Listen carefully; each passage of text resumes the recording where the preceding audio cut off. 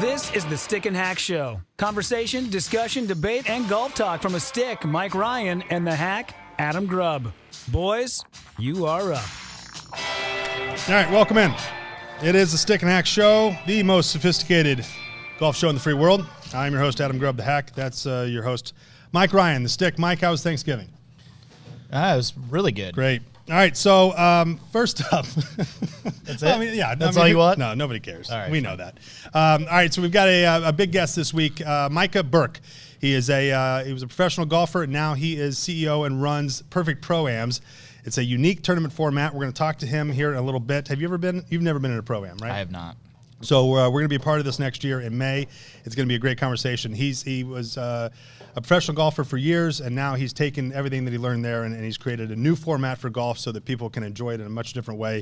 And if you've never been in a Pro-Am and played with a professional, like a true professional, playing with you is one thing. Playing with somebody who's shooting 65, 66, 67 consistently is a whole different ballgame. So right. Micah Burke, and he's coming to us from California, so it's early there, so we'll get to him here soon so he can go back to bed. First up, Tiger. Tiger, we're on the 10-year anniversary of his issues, his problems, but he has obviously come back in a big, big way. And this year, in I guess this weekend, coming weekend, he is part of the Hero World Challenge and a 6-man exhibition contest. This, for me, is what I wish golf was all the time. So basically, how it works, Mike, is that players are going to hit a floating target 100 yards away, and they're going to get points for closest to the pin. Okay. So 500 points for bullseye, 200 points for inner ring, 100 for the outer ring, and it's woods, so it's match play. Okay. So it's basically top golf, I guess, with a floating target at the event, Sure. or 2 days before the event. Sure. Woods versus DeChambeau, Spieth versus Woodland, and Rahm versus Hendrik Stenson. Okay. And then whoever wins that plays the second round. Okay. So they're basically just hitting 100-yard shots to a floating bullseye. Is this what this is fun for me? Is this what golf needs? No. Oh God, I knew you were going to say that. I knew it. You can't make things easy. It's a gimmick. Like I don't know. It's fine. Whatever. But they have the skills challenge in pro football at those things. They have Yeah, the which All-Star no game, one the watches. Home run derby. No one cares. Home run derby people care about. But Right. And yeah, that's why we have the long drive championship. That's with golf's nobody that home we've run ever derby. heard of in life. So That's a people whole watch other, that. Well, this is your Thanksgiving must have been full of great. angst and frustration because you're bringing it on me. It was fantastic. So you think that this, I don't think this is. I think this is just it's meh. Okay, It's an advertising grab right. so that they can. I love it. Have something to televise prior. But it's not even televised. Oh, it's not. Well, then tell. I don't even know what the point is. Then, what is the point of this thing? It's going to be streamed on. It'll be streamed. Well, they'll have advertising for that. Right, for but that, it's not going to be on. I don't think it's on Golf Channel. Oh, It should well. be though. I honestly, I think this is the type of stuff. Now, granted, I'm coming to it from a different perspective, but I think this is the type of thing that gets people excited about it, and they get to see these guys in a different light. In the week out golf is the same thing, and this is different. So you have the skills challenge in football, you have the home run derby in baseball, you have I don't know what the hell they do in hockey. Who cares? You have something, I'm sure, in hockey. They just need to bring back Shell World of Golf. What's that? With What? you don't remember Shell World of Golf? No, I didn't. I don't. It was like sponsor. It was like I think they sponsored the Skins game too. Usually, Is that in the 90s? No, it was way before that. Okay, it was like then no. 80s. No. I didn't get into golf until probably in the 70s. I didn't get into golf until about 8 months. It was like Lee Trevino and Jack Nicklaus. That's when I really started paying attention to golf. I'm just saying they just need to bring that back. Okay. With those people. Okay. Well, this is good. this is a good first topic. This is starting off things fine. well. All right, let's talk about. I'm sure it'll be fine. Right. You sound like it. All right. Let's talk about something positive then that will maybe put you in a good mood. Brendan Todd. Yeah. Is the golf story. Tiger winning the Masters, fine, awesome. Yeah. This might be the feel-good golf story of the year. So Brendan Todd, and I think I have most of these facts correct, has been on the tour for years and years and years, and he climbed up and had a pretty successful early part. He dropped back, didn't win anything, he missed majority of his cuts. He had the yips for a while, which, if for those of you who don't know, is just the inability to hit the ball. And he almost quit the game. Yep. And his last 3 tournaments, he was first place, and fourth, and could have won his third tournament in a row, he had a bad fourth round. He was in the 60s. I think he shot 72 on his fourth round. That is a feel-good story, and that showcases the ability for golfers to never quit, never give up on your dream. Yeah. But now he's basically in a spot now where he can write his own ticket for 2020. Yeah, for sure. He's been playing amazingly. It's wild. Anybody that gets the yips, you start to question everything, right? Because you can't do anything. You can't. Yeah, it's just a total mental. You're a mental wreck at that point, and to be able to come back from that's pretty amazing, and be able to play at the level he's been playing at. I think it'll be interesting to see how he sustains it, and if he's able to sustain the level of play that he's been at. But even if he doesn't, it's a great story regardless. But I mean, 3 top 5 finishes in 3 tournaments is incredible. Some people are saying they should have picked him for the President's Cup over Ricky. Over Ricky since. Are you for real? Yeah. Holy cow! I don't think. Can you imagine that the shockwaves? Yeah, I don't think they should have. I mean, I've heard people make the argument just because he's hot right now. Yeah, because he's hot right now. Right, he's playing really well. Yeah, so. and it's not the overarching of his career. Right. It's just that he's hot right now. I don't think he would be ready for that stage. No. Yet. No. But maybe. I mean, I don't know. Yeah. Well, it's a feel-good story. So Micah Burke is owner of Perfect ProAms. He's coming up here in just a second, and his entire business is built on pairing amateur golfers with professional golfers in a sense, and doing a tournament, two-day tournament. Last year was he's got 2. He's one in Arizona, one in Vegas. The next one is in May, and he's going to talk a bit about that in a second. But I have something on you, and I've done something you haven't. That's true. Okay. I've been in a pro-am myself. I was in it was a senior pro-am. It was a gentleman tradition. It was out at in Oregon, and I was younger then. I think I was like 32, and my game it was the exact same then as it is now. Shocking. Yeah, I think I had the clubs from high school. Anyway, I go out there, and that's when Nike was still in the golf space, and they have this golf tent, and they're like, hey, as a member of this pro-am, you get $750 to spend on whatever you want. Okay. Now you probably would have spent your money differently. I absolutely would. Right. I got 38 quarter zips. That's what I spent my money on. But I played with. Is that one of them? Yeah. This is not one of them. So they have the night before they do this auction, and all the big donors, all the big sponsors auction off. Well, Tom Watson went for $20,000 or something like that to play with him.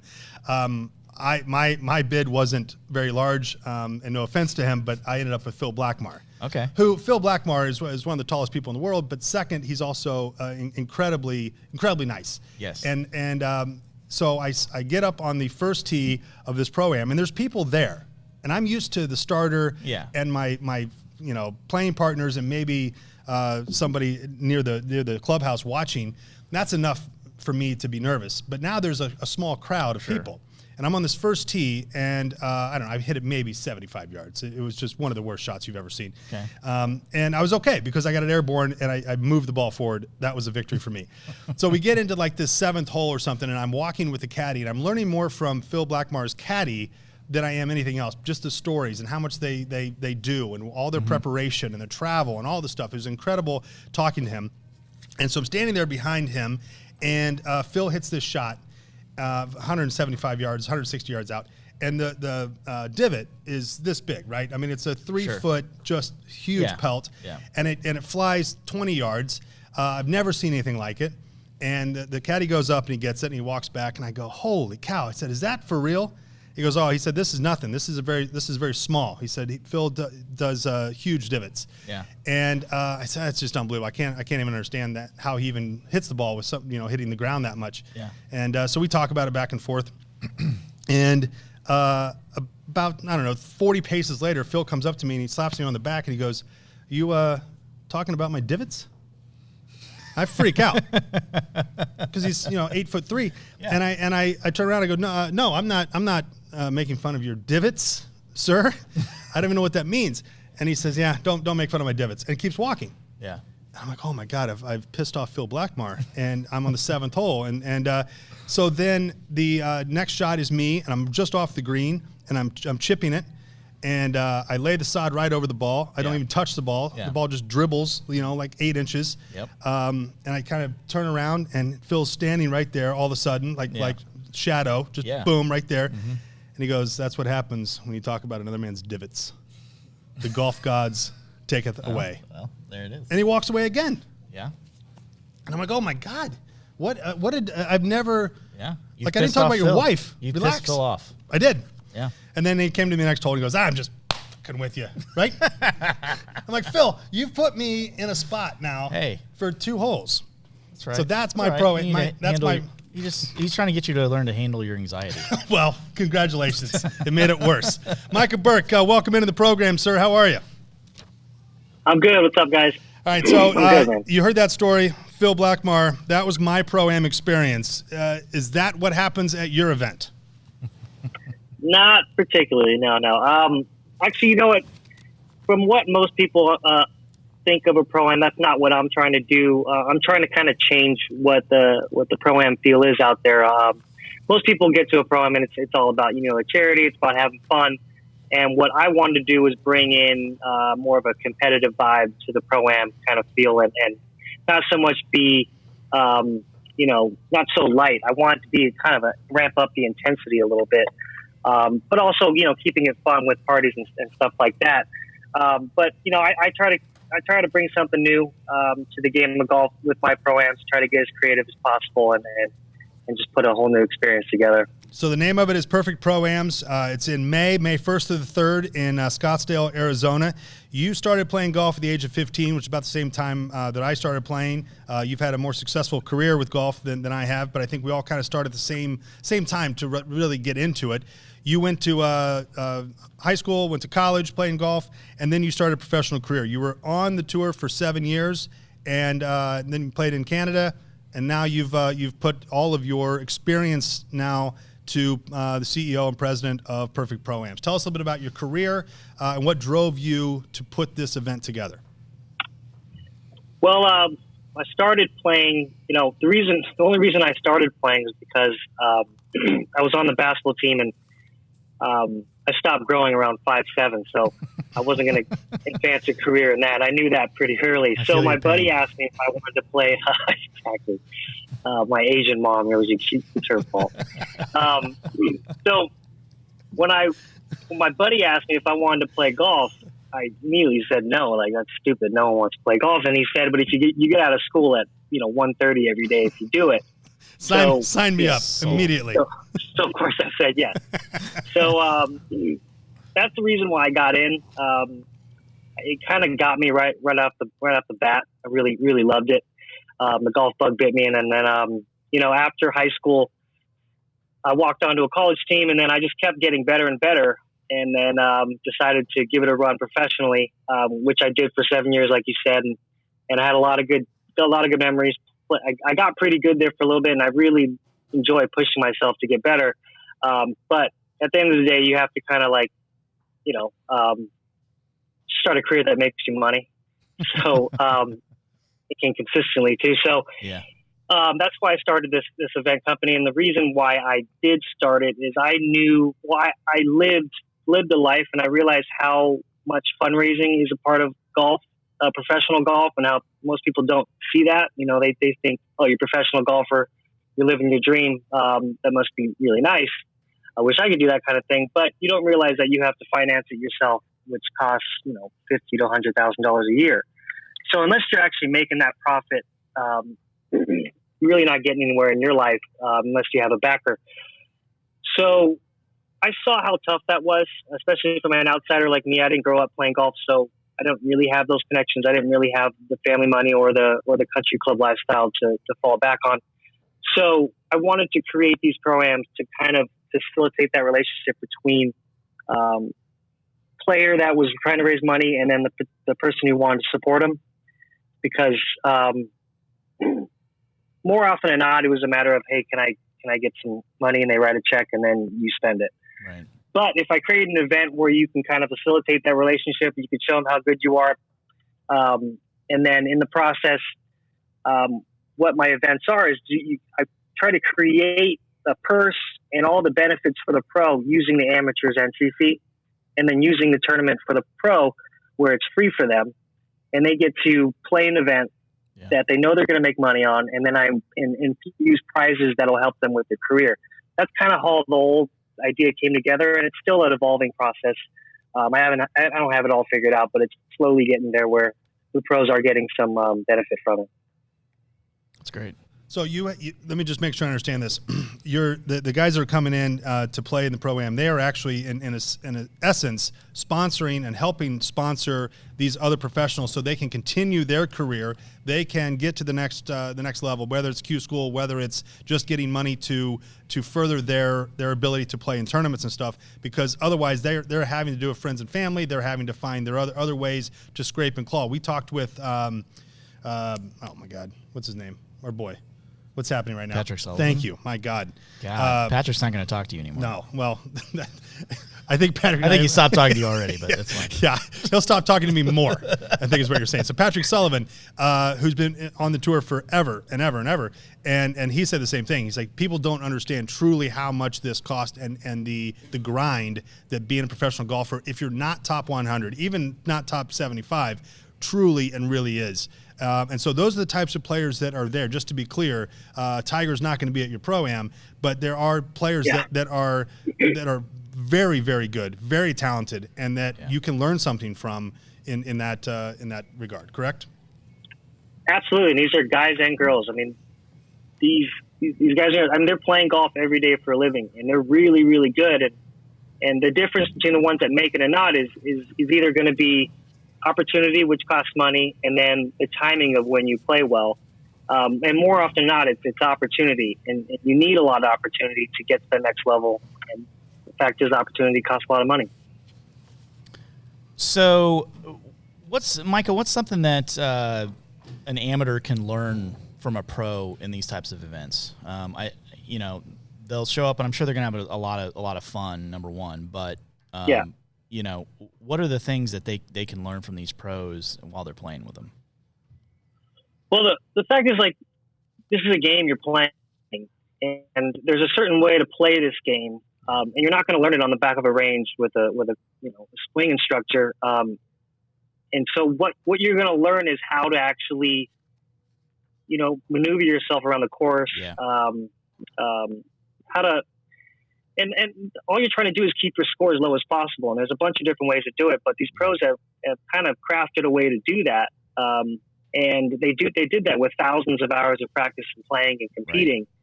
And this is what you can kind of draw off on. It's not like, cookie cutter here, this is what you need to do, like you're on the back of the range, but this is like, you've got to actually pay attention, and you have to figure it out on your own. Like, hey, what is this guy doing that I'm not?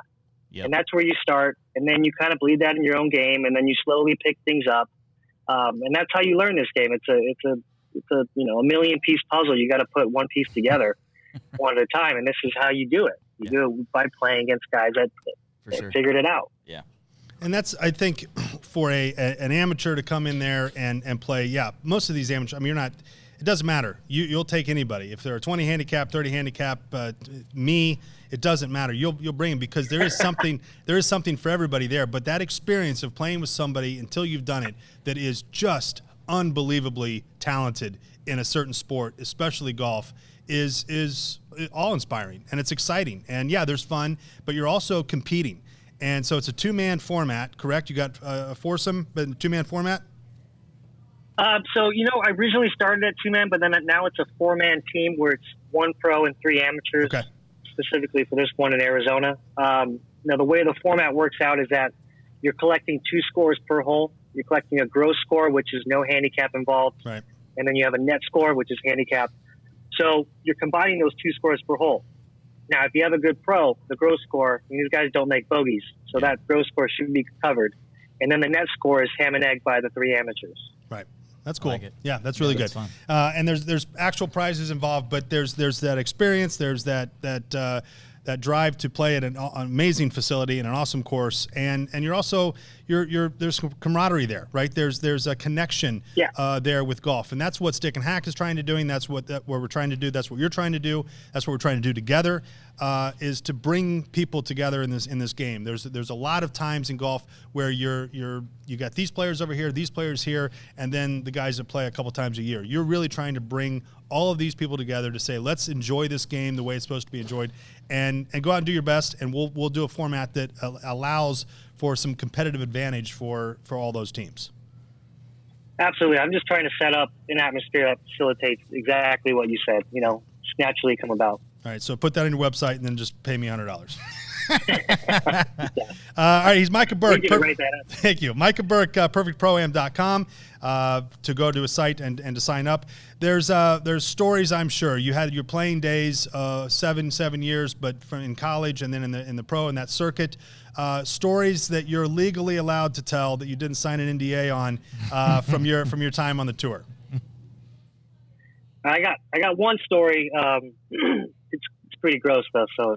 Oh, okay. Hey, let's just get the 7-second delay ready, Producer Shane, and we'll rock and roll. He might be asleep. Producer Shane's asleep. I was playing in Canada, and me and my buddies, we had an off week the week before, and we had the genius idea to go to Montreal and party for a week, which we shouldn't have done. But anyway, my immune system was pretty broken down by the time I got to the tournament. So the tournament started on Thursday. Monday through Wednesday, I had a fever, and I couldn't sleep, but I was just, sick like a dog. But come Thursday, still a little sick. I managed to shoot like a 70 or something. I think I chipped in like twice or something. So I get to Friday and I feel great. And the fever broke, and I'm like, okay, I got a tournament ahead of me. I'm feeling good. And it's pouring rain, and I decided that I was going to be on the range, and I was going to, pinch out a fart. And apparently that was not the best idea. This is where it's going. Producer Shane just woke up. Producer Shane just woke up and just hit record. Okay, go ahead. Okay, yes. Follow me, because it gets really good. But then that started this whole thing where anything I drank some water, ate a granola bar or anything, it was coming out both ends immediately, 30 seconds later. Oh, no. Oh, my. So, yes. But here's the tricky thing, though. It kept my mind off how I was playing. Fast forward to the end of the round, I didn't know what I shot. I ended up making 10 birdies. I shot a 62, and I was leading the tournament. Yes. And you got new pants out of it, too, I assume. That's amazing. Yeah, the pro shop got a look money, too. Shot a 62 and gets new pants. That one won't ever make Sports Center. No, you don't. It should have. Hey, you know what? Honest to God, this is the first. So Stick and Hack, we started out trying to bring the stories behind golf to our listeners, and you, sir, have done just that. Thank you for that. Literally behind. That might beat the Michael Jordan flu game. Yeah, that might. You're right. It does. That does beat the Michael Jordan flu game. Might make ESPN eventually. Yeah. All right. Well, he's Micah Burke. He's the owner and CEO of Perfect ProAms. Your prizes and your format is very unique. Mike, if you were in that format, because you're a good player, playing with that professional, would you have that angst knowing that some of the prize money could help this guy or girl get to the next level of their career? For me, I don't think I would have angst about it. I actually would kind of motivate me. Right. Well, that's the difference. To try and play as good as I could to get him something. I'd be doing what Micah was doing, but I wouldn't have the flu. Well, yeah, I know you would. You do that anyway. I would just be having. You do that anyway. I'd just be having issues. So is that do you feel that stress and pressure from some of those some of your attendees and your participants, Micah, because they know what's at stake?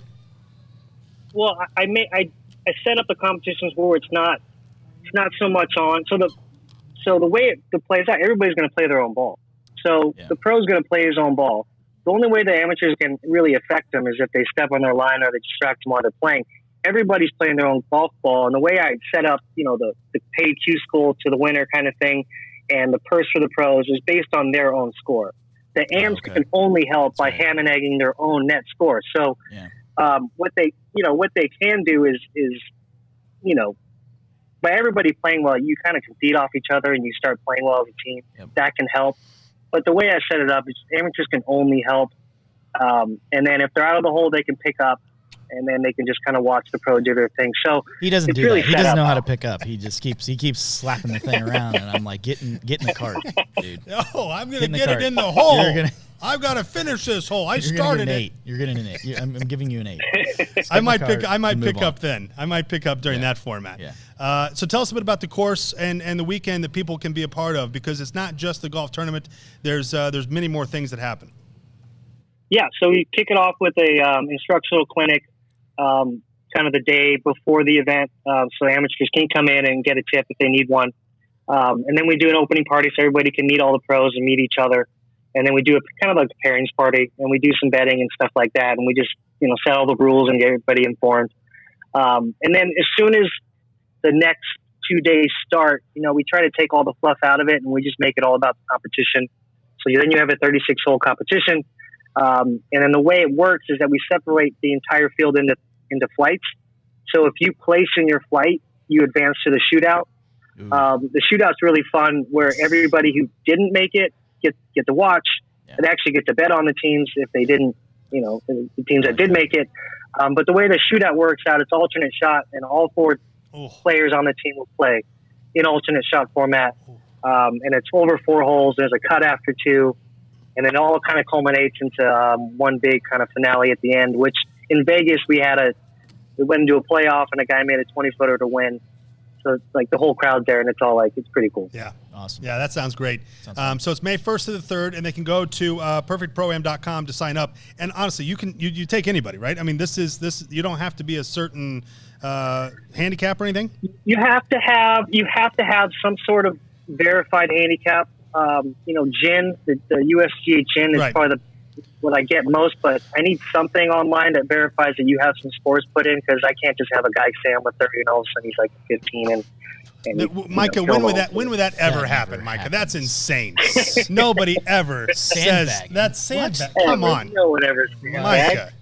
I don't know where you're playing, baby, but that doesn't happen here in the Midwest. Shocked and offended. No, so they do have to have a registered handicap. I got that, but there's outside of that, if they want to come in and pay and sign up and fly there and be part of this, they absolutely can. Correct? Absolutely, yeah. All right. So perfectproam.com. He's Micah Burke. Micah, what do you do outside of this? You have other things that keep you busy? Yeah, I caddy on. I've done some teaching, but I really like to caddy too. I caddied on the LPGA tour for Cheyenne Woods, which is Tiger's niece, this last summer. That was really fun. It just, it's nice. I'm still in the game, and I still love to compete. So it's kind of cool just to get the juices going again and do that. And I love it. Yeah. And I don't know if you use this as part of your resume. I didn't see it in your bio, but you're also a Stick and Hack member. That's right. Yes. That's right. Crickets. So what Should be number qualifies one. Should be number one on the Right. Before on the checklist. Before Cheyenne Woods, it should be Stick and Hack member. Stick and Hack member. Ooh. Where does the stick turn into a hack? At what point on the handicap? See, here's the thing. We started this out when we started doing this. We thought it was a handicap. It's not. It's a mindset. So, I see. you don't necessarily have to be a 1 or 1 to a 5 to be a stick.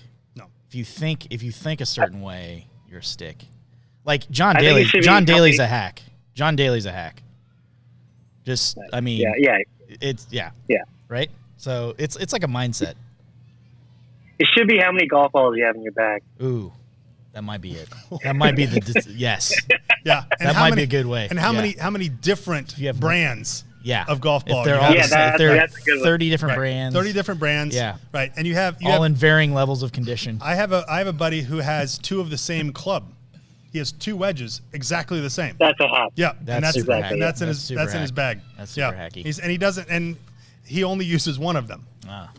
He doesn't know which one he uses. Well, you practice putting you use range balls to practice your putting. Yeah. Or you practice putting at all. No, you're practicing putting with range balls on the chipping green. That's the other. That's the exactly. Other one. That's it. That's the hack. Yeah, with your 5-iron. Yeah. Exactly. All right, Micah Burke, perfectproam.com. Micah, we appreciate your time out in California. Thank you so much. We look forward to being there in May as well. Stick and Hack is going to be representing at your Pro-Am. I don't know if you know that or not, but I've already cleared that with your secretary. That's done. We're going to be there. So we look forward to seeing you guys, and go to perfectproam.com to sign up for this. It's an incredible event. You're doing great stuff for the golf community, and we appreciate you being on the show. Yeah, man. Thanks, guys. See you in Scottsdale. All right, sounds good. Thanks, Micah. There he goes. Micah Burke, owner of Perfect ProAms, perfectproam.com. It's really cool. It's a cool setup, and I like how it's very it's unique, and it's not hacky, it's not gimmicky. They're trying to win. I like it. It's kind of it's almost like kind of a member guest, on steroids a little bit. I like it. Yeah, I think it's gonna be fun. Maybe I'm looking forward to it. That might be his new tagline. Member guest on steroids. We're just gonna keep charging him for all these things. pretty soon we'll just everything will be our stuff. Yeah. So my thanks to Micah on that. All right. Before we get into we've got a pretty cool segment here in the clubhouse called Dumb Things. We're gonna get to that in a second. First though, we go to a new segment. It's called our correspondent segment. We go out with member number 364, Chris Grounds in California, and he files this report about yelling fore. Boom! Whoa! Are there guys over there shouting fore? Fore! Fore! Oh! Whoa. Fore! Hey, fore forward! Ah! Ah! Oh shit! Fore! Right, guys, watch out! Jeez! Oh, good God, fore! Fore for your lives, please! Fore! Are there guys there? Are there... Fore! Fore! 44! Yell fore. Be courteous. Stick and hack style.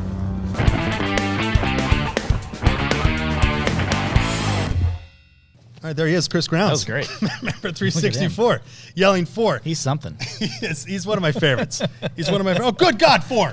Yeah. Fore for your lives. Yeah. Chris, thank you for filing that report. A very sophisticated look at yelling fore in the game of golf. That's member 364. Do you want to contribute to Stick and Hack? Can you beat Chris Grounds? Feel free to send us info@stickandhack.com and become a contributing member of Stick and Hack Nation today. All right, Mike, here it is. Dumb things. These are things that I think are dumb. All right? Now, the easy joke here, there's an easy joke, right? Yeah. Golf is dumb. Okay. But I'm not even gonna talk about these. These are things in golf that I find dumb. There's a new rule. So am I gonna agree with you or not? Probably not. Okay. If I had to guess, just because you're contrarian. Well, let's see. Hoping that you will. Okay. So these are things that I find dumb in the game of golf. Sure. The new rule for the double hit. So if you hit the ball twice, right, off a chip, now it only counts as one stroke. Yep. Which makes no sense to me. Of all the dumb rules in golf, that's the one they decided is unfair. You literally hit the ball twice. So why would it only count as one? I mean, I don't know why they even changed it. Yeah. That's it didn't. I'm not sure why they changed that rule, to be honest. All right, so because it doesn't really. It's like, it should be a penalty. Right, it's like you hitting a moving ball. Right, you hit it twice. Right, you hit it twice. Yeah, it's like one of the most famous, the TC Chen. Yes, I mean that's I don't know. 2-chip Chen. I don't know what you're talking about. How have you never heard of that? I haven't heard of it. God, you're terrible. Thank you. Look it up. Google. I will Google it. Google TC Chen. Will do. Immediately after the show, after I find a new co-host. All right, fine. Iron covers. Yeah, iron covers are dumb. They're terrible. Although there's I'm just telling you all out there, if you play with me and you have iron covers, you are getting made fun of. Period. There's something. I will not even hold back. There's something cool about it where you're like, oh, this guy really, he really gets it. He really Maybe he's OCD. And if you don't think people, okay, so here's the other thing: if you have iron covers and no one's ever made fun of you, that's because they're making fun of you after after the round or after you leave. They're making fun of you. If you've never been asked back to play in that group, that's why. I promise it's because of your iron Guaranteed. covers. All right, what about this? Dumb things in the game of golf. The starter giving you the rules of the course. It depends on the rules. Okay, I'll give you the rule. I was playing, and this starter who voted for Lincoln was there and said to me specifically, "Hey, just so you know, you can't drive in the sand traps with your cart." And I said, "Has that been clearly has that been a problem? Has that been a problem? What are you playing, Butch? Has that honestly to God been a problem?" Oh my God! So that's what he said. Guys, just as FYI, don't drive in the sand traps. And I said, okay, noted. And then guess what I did? Drove the sand trap right through the sand trap. I left him a note that said didn't understand the rule. God. All right, no ball retrievers. Ball retrievers. Yeah, I'm not down with those at all.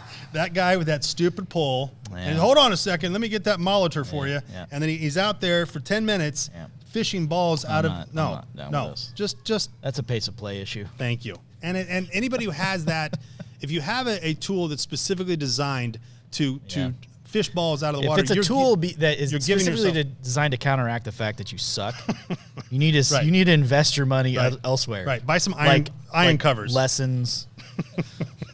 Lessons or iron covers. Iron covers will work too. All right. Something that's dumb for me in the game of golf: no halfway house on a course. Yeah. Well, I mean that doesn't happen. Whatever. That's the same course where the sand trap guy was. I hate this course. I guess I should just put in here dumb things as this course. Yeah, I should just say don't go to this course. I won't. I will not do that. All right, Venmo, paying for a bet. So paying for a bet through Venmo. Dumb. Yeah. Dumb. Yeah, I'm probably going to make fun of you if you Venmo me. Right. But, well, bring cash. Bring cash. Bring cash. One. Two, and the reason is as soon as you Venmo it, it just gets mixed in with all the other money that I can't then use to spend on something that I want. I won the money. And now it gets, you know what I mean? It's now it's a target. Well, and then you get questioned by your wife. Hey, where's this extra like $30 at the account? What's that from? That's never happened one time. Well, because you never won. No. It usually gets mixed into the target fund. Oh, you know? well, yeah. Right. Okay. And for nothing for me. So no, don't Venmo me. Okay. Just pay me cash or don't bet. I don't care. All right. Then the last thing, dumb things: asking somebody how they played, and them immediately saying, okay. No matter what they shot. 100% of people say, I played okay, especially if they had an incredible round. Just don't ask them how they played then. Right? Seems pretty simple. That's an excellent point. Seems like your problem. It's an excellent point, Mike. That's the dumb things of golf. Well, I'm going to add one more to the list, and I think we know what that is. Finish on a high note. All right, thanks, Micah Burke. PerfectProAm.com. May 1st through the 3rd is the Camelback in Scottsdale, Arizona, and he's at perfect_proams on all the social. And go to stickandhack.com. Hey, you never mentioned, are we going to be on the same team for that thing? Absolutely not. Yes. No chance. So then I get to enjoy kicking your ass. Right, and I get to enjoy a day of golf. I like it. Finally. That'll be great. All right. Cool. Go to stickandhack.com. Become a member of the greatest golf club in the world without the course today. Visit us for our content as well, including Stick and Hack Shorts and the Corner Office, Diary of a Hack, and Psych Factor. That's stickandhack.com. Thanks, everybody. Have a great week, and we'll talk to you later. Mike, thanks. All right. Peace out, guys. The Stick and Hack Show is now over. Subscribe, rate, comment, and tell your friends. You are now free to go about your day.